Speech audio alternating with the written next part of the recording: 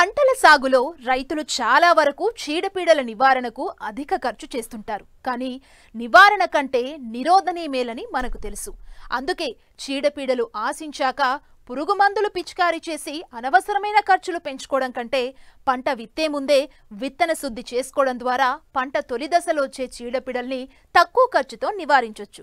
ప్రస్తుతం ఖరీఫ్ సాగుకు సిద్ధమవుతున్న రైతులు వివిధ రకాల పంటల్లో విత్తన శుద్ధి ఎలా చేసుకోవాలో తెలియజేస్తున్నారు ఆదిలాబాద్ కృషి విజ్ఞాన కేంద్రం శాస్త్రవేత్త డాక్టర్ రాజశేఖర్.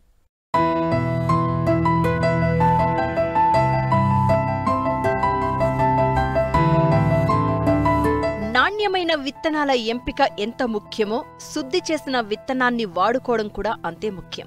విత్తన శుద్ధి వల్ల విత్తనం నేల ద్వారా వచ్చే పురుగులు, తెగుళ్ల నుండి పంటను కాపాడుకోవచ్చు. కాబట్టి కనిపించని శిలీంధ్రాల బారి నుంచి విత్తనాలను రక్షించుకోవాలంటే విత్తన శుద్ధి ఆవశ్యకత ఎంతో ఉంది. దీనివల్ల మొలక శాతం ఎక్కువ ఉంటుంది. మొక్కల సంఖ్య కూడా పెరిగి మంచి దిగుబడిని సాధించవచ్చు. విత్తన శుద్ధి విత్తనానికి రక్షణ కవచంలా పనిచేయడంతో పాటు మొక్క ఆరోగ్యంగా పెరిగి తొలి దశలో పురుగులు, తెగుళ్లను అరికట్టి తర్వాత దశలో పిచికారీ మందులు, కూలీలపై పెట్టే ఖర్చును తగ్గించుకోవడానికి తోడ్పడుతుంది. పురుగు, తెగుళ్లు సోకిన తర్వాత పిచికారీ చేసే మందులకు అయ్యే ఖర్చులో 10% మాత్రమే విత్తన శుద్ధికి అవుతుందని విత్తన శుద్ధి వివరాలను తెలియచేస్తున్నారు ఆదిలాబాద్ కృషి విజ్ఞాన కేంద్రం శాస్త్రవేత్త డాక్టర్ రాజశేఖర్. మరి ప్రస్తుత పరిస్థితులలో చూసినట్లయితే రైతులందరూ మరి విత్తనాలని కొనుగోలు చేయడం అనేది జరిగింది. వాతావరణంలో ముఖ్యంగా నైరుతి ఋతుపవనాలు కూడా 5-6 రోజుల తర్వాత రావడం అనేది జరుగుతూ ఉంది. సో రైతులు సేద్య పద్ధతులు ముఖ్యంగా వేసవి దుక్కులు, రోటోవేటర్ పనులు అన్నీ చేయడం జరిగింది. సో ముఖ్యంగా ఇప్పుడు ఉన్న పరిస్థితులలో ఈ విత్తన మొలక శాతాన్ని రైతులు గమనించుకోవాలి. అదేవిధంగా మరి విత్తే ముందు ఖచ్చితంగా రైతులు తూచా తప్పకుండా ఈ విత్తన శుద్ధి ప్రక్రియను ఖచ్చితంగా చేయాలి. ఎందుకంటే విత్తన శుద్ధిని ప్రాథమికంగా చేసినట్లయితే మరి తక్కువ ఖర్చుతోటి కూడుకున్న పని కాబట్టి మరి సుమారుగా ఎకరానికి 500 రూపాయల కంటే ఎక్కువ అవసరం పడదు. మరి ఇప్పుడు చేయనట్లయితే తర్వాత కీటకాలు కానీ తెగుళ్ళు కానీ ఆశించిన తర్వాత మరి 2-3 సార్లు పిచికారి మందులు చేయవలసి ఉంటుంది. దానికి ఇంకా 3-4 రెట్లు ఖర్చు అదనంగా అవుతూ ఉంటుంది. కాబట్టి ప్రాథమికంగానే విత్తనంతో పురుగు తెగుళ్ళ మందుతోటి విత్తన శుద్ధి చేసినట్లయితే మరి అటు విత్తనం ద్వారా సంక్రమించే చీడపీడలు, అదేవిధంగా భూమి ద్వారా సంక్రమించే చీడపీడలను మరి ఆదిలోనే మనము నివారించుకోవచ్చు.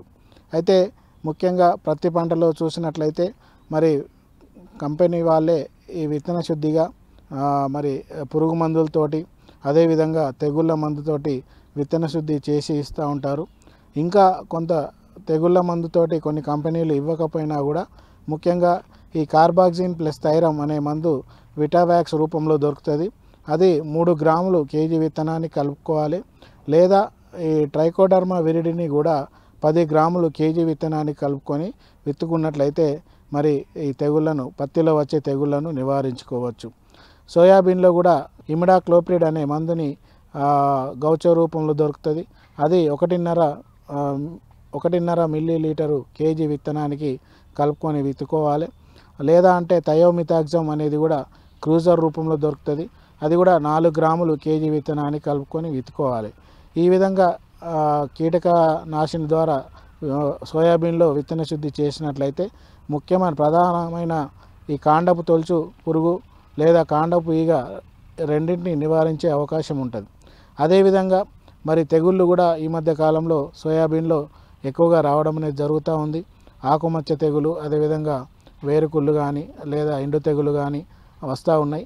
కాబట్టి వాటి నివారణ కూడా తెగుళ్ళ మందులైనటువంటి ఈ యొక్క కార్బాక్సిన్ ప్లస్ థైరము 3 గ్రాములు లేదా పైరాక్లోస్టోబిన్ ప్లస్ థయోఫినైట్ మిథైల్ అనే మందుని 1.5 మిల్లీలీటరు కేజీ విత్తనానికి, లేదా ఫెన్ఫ్లూఫ్లెన్ ప్లస్ ట్రైఫ్లూఆక్సిస్టోబిన్ అనే మందుని 1 మిల్లీలీటరు కేజీ విత్తనానికి కలుపుకొని విత్తుకున్నట్లయితే సోయాబీన్లో నివారించుకోవచ్చు. ఇకపోతే మార్కెట్లో మరి తెగుళ్ళ మందులు, పురుగు మందులు కలిపి లభ్యమవుతున్నాయి. థయోఫెనైట్ మిథైల్ ప్లస్ అజాక్సోస్ట్రోబిన్ ప్లస్ థయోమిథాక్సమ్ అనేది పురుగు మందులు, తెగుళ్ళ మందులు కలిపిన కలయిక. సో దీన్ని కూడా ఒక 2 మిల్లీలీటరు కేజీ విత్తనాన్ని కలుపుకొని విత్తుకున్నట్లయితే ఈ విధంగా ఒకేసారి కలుపుకోవడం వల్ల శిలీంధ్రాలు అదేవిధంగా కీటకాలను సోయాబీన్లో నివారించుకోవచ్చు. ఇకపోతే మరి సోయాబీన్లో పురుగు తెగుళ్ళ మందులతో విత్తన శుద్ధి కాకుండా జీవన ఎరువులకు సంబంధించిన రైజోబియం బ్యాక్టీరియాని కూడా విత్తన శుద్ధిగా రైతులు చేసుకోవాలి. ఎందుకంటే రైజోబియం కల్చర్ని రైతులు చేయకపోవడం వల్ల ఆ సూక్ష్మజీవి అనేది నశించబోయింది. కాబట్టి మళ్ళా ఆ భూములలో రైజోబియం బ్యాక్టీరియాని అభివృద్ధి చెందాలంటే సో ఖచ్చితంగా రైతులు ఈ రైజోబియం కల్చర్ని లేదా బ్యాక్టీరియాని ఒక 8 నుంచి 10 కిలోల విత్తనానికి 200 గ్రాముల చొప్పున ఈ రైజోబియం కల్చర్ని కలుపుకోవాలి. అదేవిధంగా కలుపుకునేటప్పుడు కొంత జిగటి ద్రావణము గంజి కానీ లేదా బెల్లం ద్రావకాన్ని తయారు చేసుకొని విత్తన శుద్ధి చేసుకున్నట్లయితే అది ఎక్కువగా అతికే అవకాశం ఉంటుంది.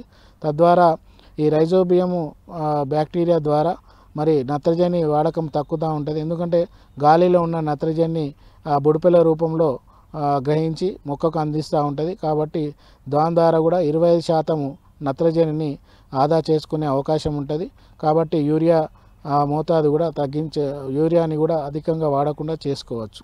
కంది పంటలో కూడా ఇటు కీటకాల నివారణకి ముఖ్యంగా ఈ యొక్క ఇమిడాక్లోప్రిడ్ అనే మందు 1.5 మిల్లీలీటరు కేజీ విత్తనాన్ని కలుపుకోవాలి.